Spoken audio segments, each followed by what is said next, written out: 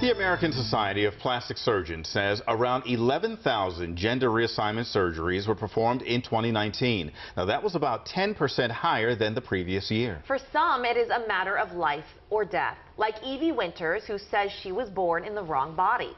Evey struggled with identity issues, depression, and even suicidal thoughts. But an innovative surgery performed here in Maryland saved her life. I was probably 23 or 24 in that photograph, and you can see this was pre-4 months and current-ish. For Evey Winters, it's a different life. I had started to grow my hair out. A different person. I was in there, but that wasn't me. Evey had a traditional childhood, growing up in rural West Virginia, the oldest of 6 children. But she was assigned male at birth, and even at a young age, she knew that was not right. I didn't have that concept of like, I am a girl. I was 5 years old. But I did have the concept of like, this is wrong. What is that like, to spend your life hiding who you truly are and pretending to be someone you're not? The cruelest pain I can think of, in that you wake up every day and you know something is just wrong. Most of the time, I was just angry and suicidal. When Evey hit her lowest, darkest point, she moved to Maryland. I actually moved here to kill myself. But also, I knew I could get medical care here for my transition, and I wanted people to know who I was when I died. I didn't want to have to hide that in death, too. Evey started hormone replacement therapy, and it turned out each change gave her a reason to live. I would get up, and the first thing I would do is I'd go run in the mirror just to see if something was changing on me, anything at all. I'm watching this growth happen, and it was really freeing. So Evey says she felt excited, not nervous, about genital reconstruction. The me that started waking up every day was not the same me.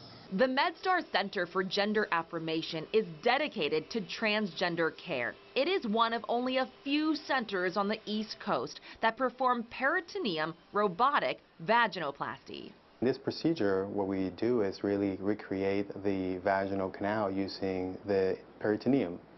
And this is a sort of the wallpaper inside someone's abdomen.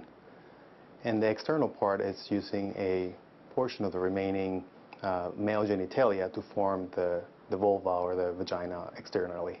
Dr. Gabriel Del Corral says this innovative procedure requires 2 surgeons plus robotic expertise. He says it's about helping his patients feel whole. The patients go through so much before they come into this office. You know, they go through mental health evaluation, hormone therapy, life changes for many, many years. So this is really the last step. This surgery is life-changing. So many patients describe this as a rebirth. It's a new experience for them of something that they always wanted. So I do the green one for like... A few months after her surgery, Evey is recovering well. There was a lot of pain. There was a lot of pain. But there wasn't a moment where it wasn't worth it to me. She is now in a loving relationship. Most of her family supports her, and she says she has never been happier. You were in such a dark place for so long, but you're not anymore. I look into the future and I feel happy about it. Evey says she feels enormous relief. She looks at her body and finally feels safe. I feel proud of me. I did it, you know? I made it. Wow, Lynn, very sensitive, very important story to tell. I imagine Evey's family support is crucial. Yes, she said when she told her siblings that she was trans, their reaction was, yes, we know. We've been waiting for you to tell us.